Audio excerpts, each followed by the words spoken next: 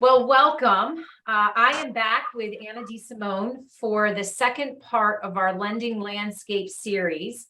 The first one was on mortgage rates, which is so timely given what has transpired over the last few months. And so now we're talking about property values and the benefits of going green. If you missed the first of the lending landscape series, by background, Anna DeSimone is author of Live in a Home That Pays You Back, a complete guide to net zero energy efficiency. So Anna, welcome back. Thank you. Thank you for inviting me again. I'm thrilled to have you because, again, this topic is so relevant to what is going on today. We're in an environment where everyone has realized that housing values have, I'll use the word loosely, skyrocketed coming out of the pandemic. And now we've got a rise in mortgage rates and we're possibly in a recession. We may or may not. And what does that do to home values? And so I know you're here to answer a lot of these broad questions that we have. So thank you for coming back. Thanks again for inviting me. Well, home values, I mean, everyone who owns a home in America is thinking, what is my house worth?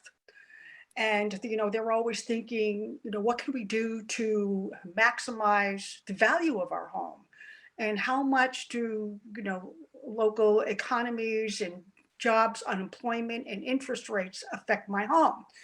And when you see interest rates jump from 4% to 7% over a 4 or 5 month period like we have in the past year, people get really nervous. Yeah. And people also read the news, and there has been a lot of news lately, national statistics about property values going down, property values going underwater.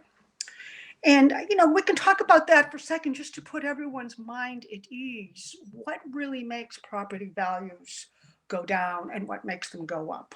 Please. Well, property values go up when there's a shortage of sellers. We have, you don't have enough homes available. And so the property values will continue to rise. And of course, that has a lot to do with new construction. But property values go down when you have too many sellers, you have too many homes on the market and not enough buyers.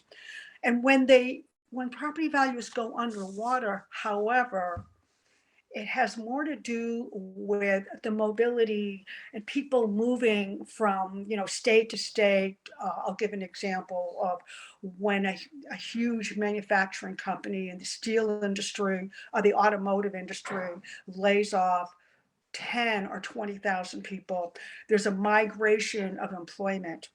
And so what we have happen in a case like that is we have two problems. We have a declining market, what we call an underwater negative equity program, but we also have a mobility problem, because if a company wants to transfer their employee to the new headquarters of their organization, and there are too many houses for sale because everyone is leaving town, that person can't sell their house and move to take that new job. Sure. And they also have that problem to take a new job from another company someplace else. So when this happened about 10 years ago, we had many, many homes. I won't say how many because it's a little scary, but we did have a lot of homes in America that were underwater about 10 years ago. Okay. But to reassure you that it doesn't really have anything to do with interest rates, the rates averaged 3 to 3.5% in 2012. They averaged between 3.5% and 4% in 2014. Mm-hmm. And those were the years that we had tens of thousands of homes that were underwater. And so what the United States did is they put together incentives and stimulus programs so that when an employer was hiring in a new factory or manufacturing plant in different parts of the country, there were tax incentives for both the employer and the employees to move. So again, just to reassure everyone, property values are not really expected to decline in the next 5 or 10 years. The state of Connecticut, as a matter of fact, has a very, very strong history of home positive appreciation rates over the past 8 years in a row. Okay. And in fact, the entire country has been appreciating positively for the past 10 years. So property values are going up. That has a lot to do with the competition in new construction. But to give you an example, if you have a home that is worth $800,000 in Connecticut, in the past 12 months, I would say if you bought your house in the first quarter a year ago to the second quarter this year, your appreciation was 14.5%. Now, Right. that's according to the Federal Housing Finance Agency, which over the past 5 years has been the overseer of Fannie Mae and Freddie Mac. And they publish a monthly housing price indicator for, all 50 states and 400 American cities. Okay. So I'll give you an example of the past 3 years in Connecticut. A home that was purchased for 400,000 after 36 months appreciated 42.3%, and it is now worth 569,000. So, and it's nice to see the appreciation, especially over the last 12 months when you had the stock market and the bond market decline double digits. Right?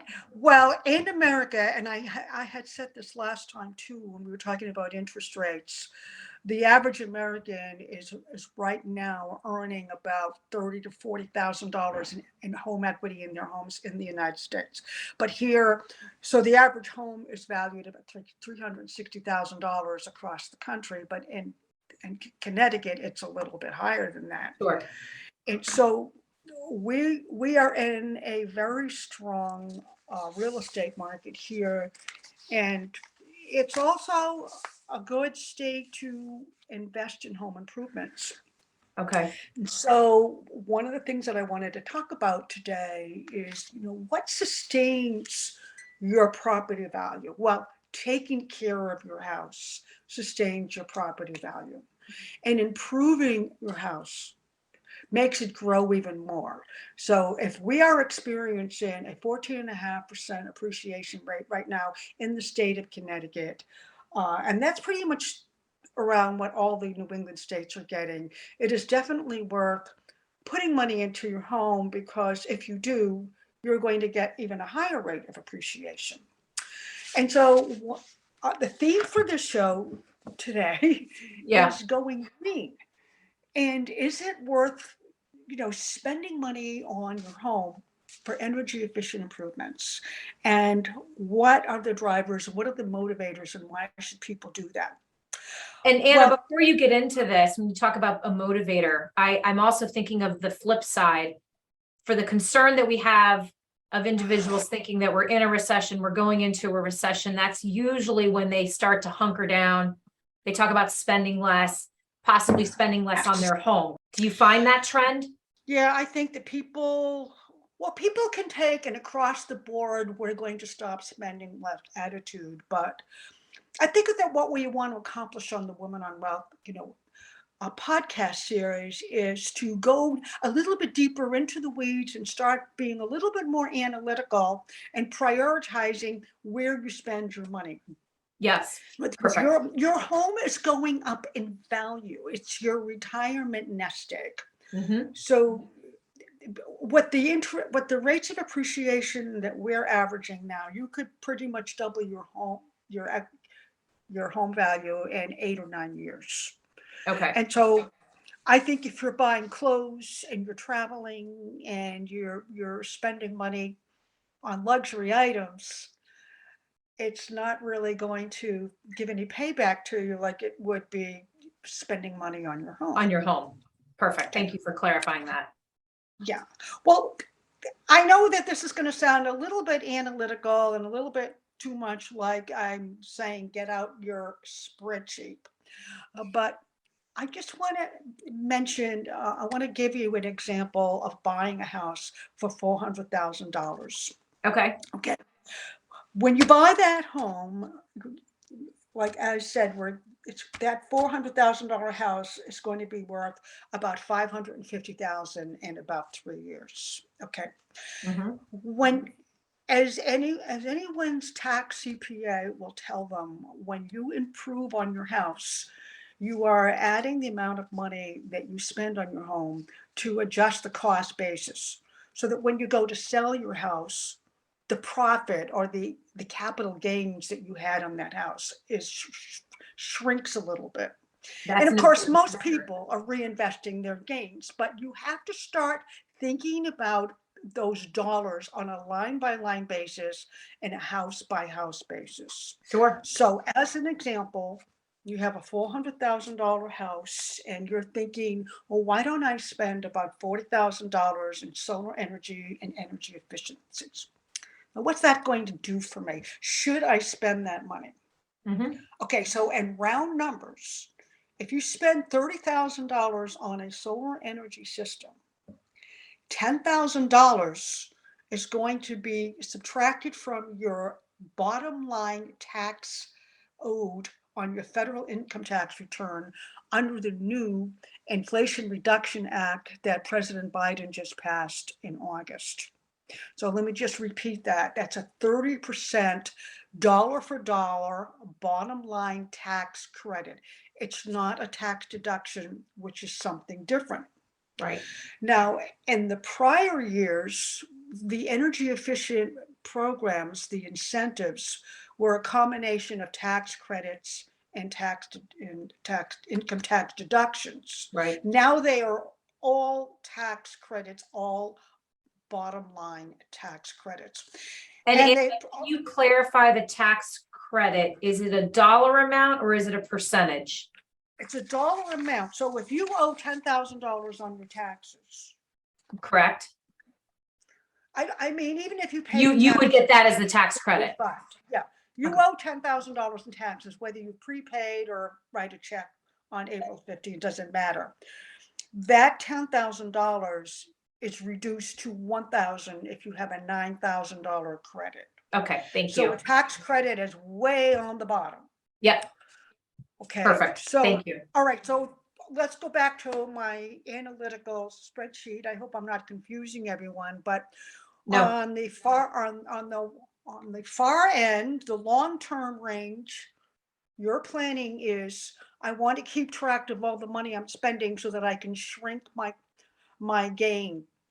So my cost basis has just been, you're going to pad that with another $30,000 over and above the 400,000 you paid for your house. Now, you are going to get a 30% credit, bottom line, dollar for dollar tax credit, if you spend money on solar systems, fuel cells, geothermal heating, there's a new electric vehicle credit. All when you install solar energy, the tax credit isn't just based on the panels themselves. It's also for all of the materials and the wiring and the labor that is involved in installing the solar panels. okay, But there's also a 30% credit on central air conditioning systems, new boilers, new furnaces, insulation, air sealing, ventilation. And there are some sub rules there so that per taxpayer, it's $1,200 a year. okay. So you have a 30% credit, but there are some maximum caps. There Got it. are no Thank you. caps on the solar energy or renewable systems. Well, I want to also clarify that that $1,200 cap is per taxpayer. So if there are two of you that own your home, that would be a total of $2,400 in bottom line tax credits. Now, there's more good news. Because if you live in the state of Connecticut and you put that $40,000 of home improvements on your house, 30 for solar energy, 10,000 for miscellaneous measures for, extra insulations, upgraded HVAC system, and you'll still get tax credits on those.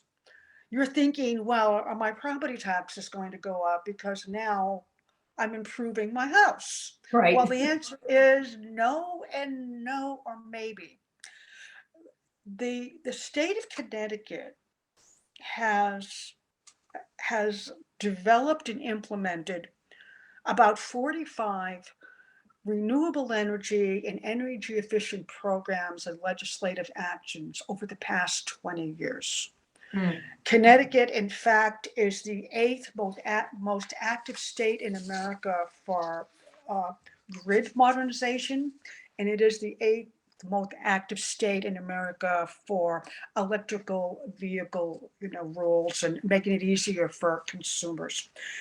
So Okay. Connecticut has a lot of incentives for driving an electric car.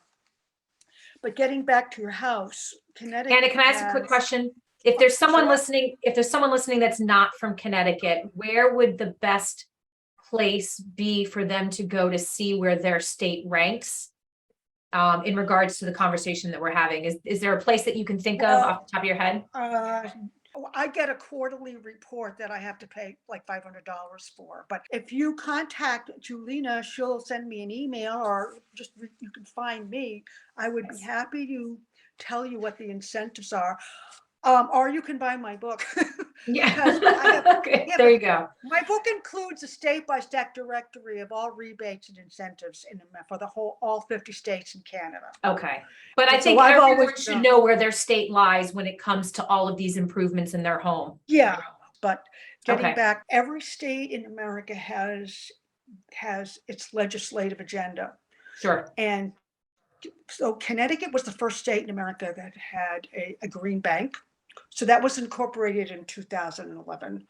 Okay. And also there's been so many initiatives, and one of the initiatives, well, two very important initiatives are for consumers, is that if you do improvements on your home, your property taxes can't go up because of the improvements.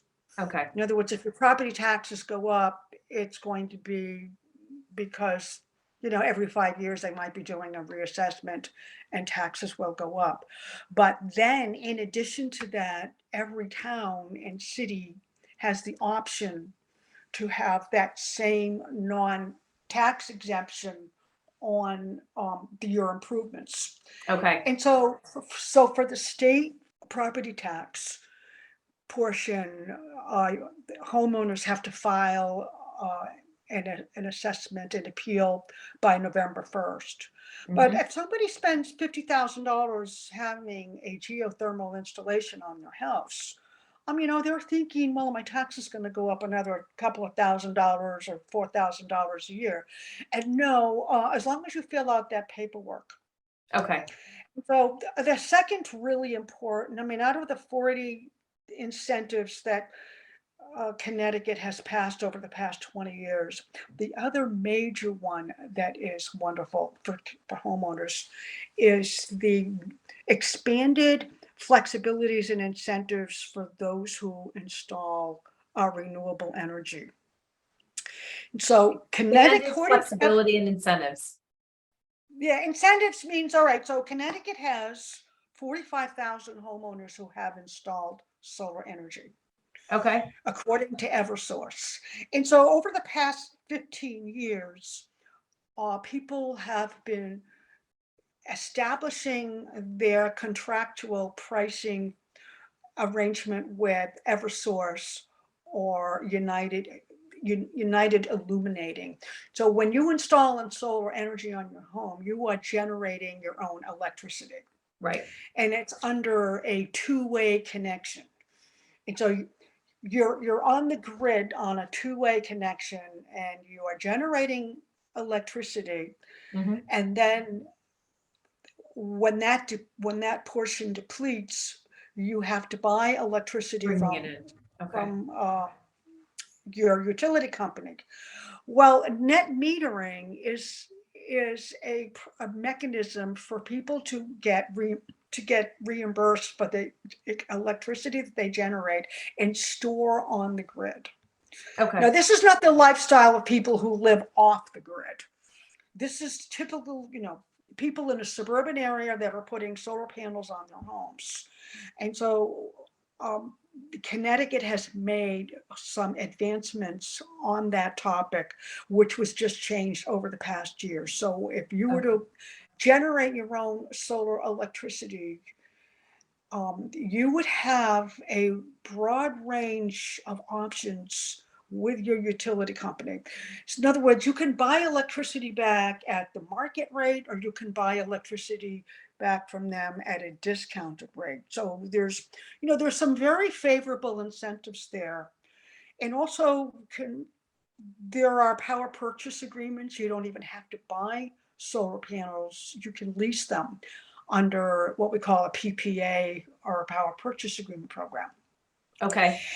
And Connecticut, Massachusetts, most states in America, well, I will make that very specific. About 38 states in America have net metering laws that allow, that allow the homeowners that have renewable energy to sell their excess generation in the form of a renewable energy certificate. Okay. So, all right, the average American is utilizing 1,000 kilowatt hours a month of electricity.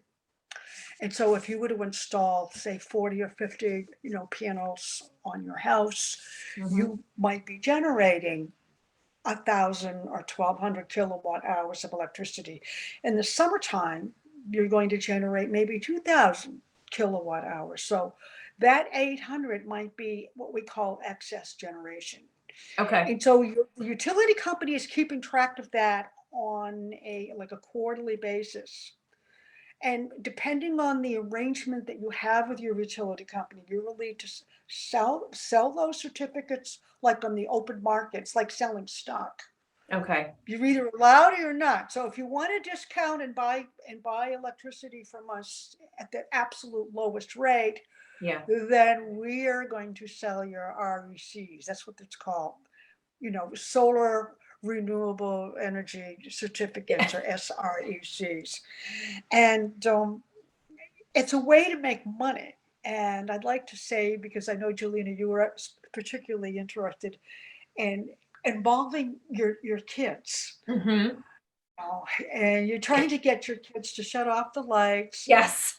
I think, reducing greenhouse gas emissions and climate control is about the future. And so if your children are as young as 3 or 4 years old, you can teach them about renewable energy, about solar energy by, buying a solar bird bath, or, Right. or doing some, rainwater harvesting, and getting them more involved in, how much energy are we generating from these.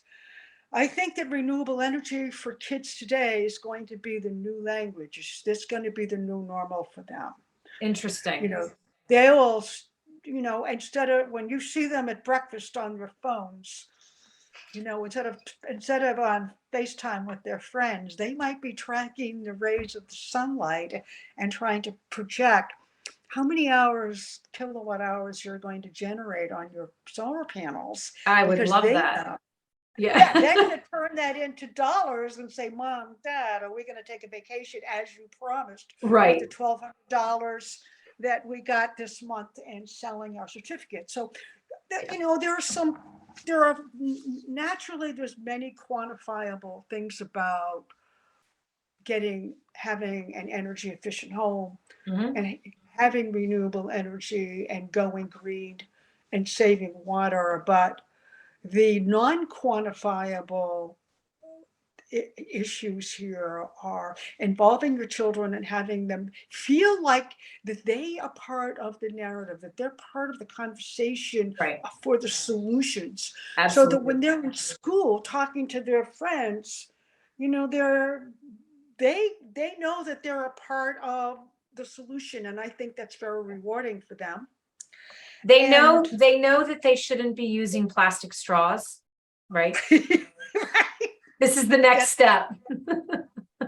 because that's really what they see. That kind of a little bit superficial, actually. Yeah. But the other thing that's not the energy efficient home that is not measurable is that they are much healthier. They are more comfortable. There have been so many studies done from the Energy Association and from Harvard University. There's been studies done at Yale about the comfort of home, and energy efficient improvements in your home will drastically improve the indoor air quality. Because the Okay, high performance HVAC systems today are capturing a much broader range of biological pollutants and non-toxic chemicals. sure. And so, people were getting sick. And so the more, there have been studies done about, efficient improvements are reducing, Absolutely. the symptoms of asthma and, a long list of symptoms. Sure. Yeah. My daughter, when she was young, was on a nebulizer. So it, Oh, it's yeah, so was my grandson, right. actually. It's so common. Yeah. And so people are talking about quality, especially now in this environment that we're in today, about the quality of where we are. And what building we're in, right? Whether it's our home or a hotel or a public building. I think that that's incredible. If you're thinking about upgrading your air conditioning, your HVAC system, one of the things that a professional might recommend is strategic air vents, because it takes fresh air from the outside, passes it through a filter, and it sends it into your whole system so that your house is always getting a continuous stream of fresh filtered air. Right. What's the best way for a professional to come in and help a family determine where they should allocate those improvements? Is there a consultant that does that? Yes, well, okay, so the best thing to do is to start out with an energy assessment. If you are living in a house, you want to get an energy test. They cost a few $100s, but if you're buying a house, actually the home inspection services will usually be able to include some environmental testing. They're Okay. going to test for radon. But when you order an energy assessment, it's called HERS, it's a home energy rating, Okay. and then the Department of Energy. So if you go online to the Department of Energy, if you want to look up what's called Better Buildings and find an assessor, or if you go to the HERS website, it's actually ResNet, RESNET, and you're just entering in your zip code and you can find an assessor. And what they do is they give you a very comprehensive report that not only tells you what needs to be done, they will tell you what the projected dollar savings would be. Okay. And they Great. will give you, an idea of what you do. But many professionals say this, and the reason why I'm recommending this is because, of course, I read this 100 times. You start with the heart of your house, which is the HVAC system. Because even if you put renewable energy system on your house, like solar panels, it's not going to be as efficient if you have an outdated system or one that is not efficient. A home heating and cooling system might only be 7 or 8 years old, but it may not be really super efficient. Right. And so it can become the weakest link, as I say, like the TV show, the Mm. weakest link. Yeah. So that's how you start. And I also like to recommend you look at your budget and you spread the money around. Now, there are 0% loans for Connecticut Green Bank or low interest loans. I don't want to quote too closely on that, but there are so many incentives, 0%, very, very low interest rate programs, the power purchase agreement programs. You need to start looking, well, if I'm going to pay cash, I want to spend it on the cosmetic things like new kitchen cabinets or having my house painted or a new patio. But if you can get um, very good financing or practically free programs Hmm. for a renewable energy component or other energy efficient measures, I say don't take the money out of the bank. Take advantage of these low interest loans. Low interest loans, right? Yeah, And but if you where do spend you search for these loan options?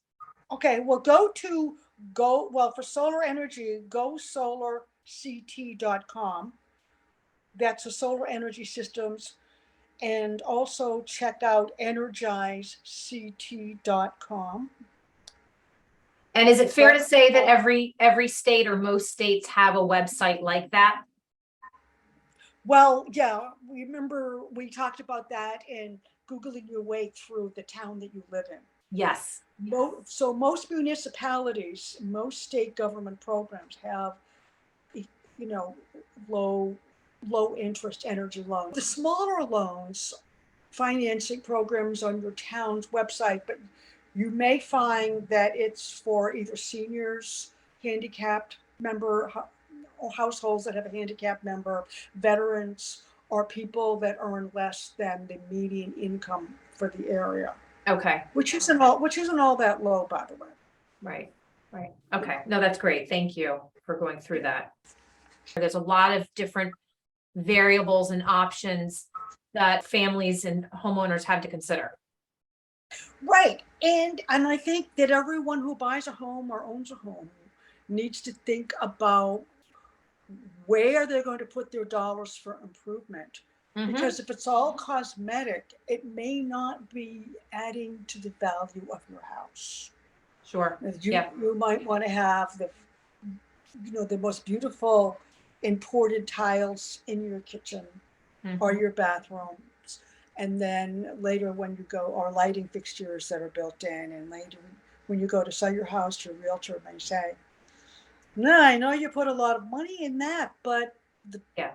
the buyers come in and they want a more minimalist look. They don't want all those brightly colored tiles. But so I think when people are making energy improvements, even without the renewable energy, it's definitely going to, add value to the house. Plus all of the tax Mhm. exemptions, the property tax exemptions, the tax Yeah. write-offs. And the other thing too is, I think that you, people need to think about solar energy not for taking care of their electrical needs for their whole entire family in a 4,000 square foot house. It's okay to have a solar energy system on top of your garage that has one purpose, and that is to fuel your electric car. That's Okay. okay. That's Right. called that's a solar carport. It's Okay. okay to have solar electricity just to do, like that one thing. Um, Every and little bit helps. every little bit helps, and Yeah. eventually you can find your way to what we call a net zero Okay. operational program Sure. for your house. But Meaning it most don't do it overnight. yeah, and you can do it over. You can do a different project every couple of years. Yeah. Absolutely. Well, I know a lot of homes in the New England area, the Northeast, that as they approach 15 years old, 20 years old, these are all important considerations. There are homes in New England that are 100 years old, or more, 200 years old, 300 Yeah. years old.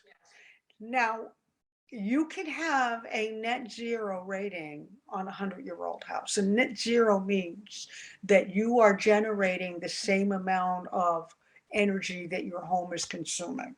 Right. So if your home is consuming 1,000 kilowatt hours, you're generating 1,000 kilowatt hours. When averaged over the course of 12 months, that is called net zero. Okay. And that is achieved from extra insulation, a very, very strong thermal envelope, some type of renewable energy system. And this is what people are doing to their homes now. Yeah. And a lot of people are asking about the zero carbon home, but that is a totally different metric. Yeah. So it's confusing. There's a whole new vocabulary out there, but zero carbon is cradle to grave. So the embedded carbon that is in the product itself, the wood or the steel, Mm-hmm. is measured. And then the carbon emissions during the fabrication process are added to that. And then the carbon emissions during the transportation to the building site Sure. padded into that figure. And then you have a 60-year life cycle of a house, and whatever the carbon emissions are is really the carbon footprint of that property. Whereas the net zero metric is about the utilization of electricity. Mm-hmm. That you could have a zero energy home and sell it, and 3 years later, Yeah. the person that bought it said, "Hey, I have these high electric bills every month. What's the deal?" And so they've been probably keeping their windows open and letting the cool air, the warm air go in and out of the house. Yeah. They're probably heating rooms that aren't used, and they're irresponsible in the way they're handling their utilities. They're not going to have a net zero home because it's Right. all about your thermostat working in reverse. Yeah. It's the personalities of the people that live in the house that sustain the net zero rating. So the Okay. builders are building those homes. The builders are building zero carbon homes, Yeah. but you have to watch how much electricity you're using to maintain that standard. Absolutely. Okay. Anna, this is fantastic. What I'm getting out of this is, you first talked about the value of a home. It's not just related to interest rates and recessions, right? Yeah. And talked about all of the options that you have for a more efficient home, and especially with the new Inflation Reduction Act. I think that it would be, it's critical that homeowners understand the state they live in, the options that they have, and how they can benefit from all this. So thank you. Oh, you're welcome. Welcome. And how can people find you? I know that they can Google you, they can come to me. Yeah. Yeah. Well, my new book is now on audio, which Oh, I please, found yes. convenient actually myself when I was listening to it, but it's on Amazon, Live in a Home That Pays You Back. Now, every different type of every part and parcel of the home is covered, and Great. all different types, wind energy, geothermal, biofuels. But I think that the Inflation Reduction Act is going to be wonderful for people to improve their homes.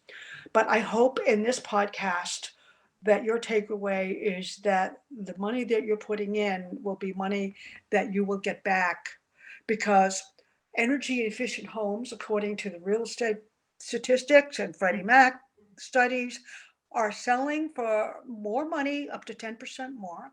Mm, And they are selling 89 days faster than non-energy efficient homes. okay, They are more in that's demand. great. People are asking for that. They want it done before they move in, if it's possible. Absolutely. Absolutely. That's great. Anna, thank Okay. you again. Oh, thank you.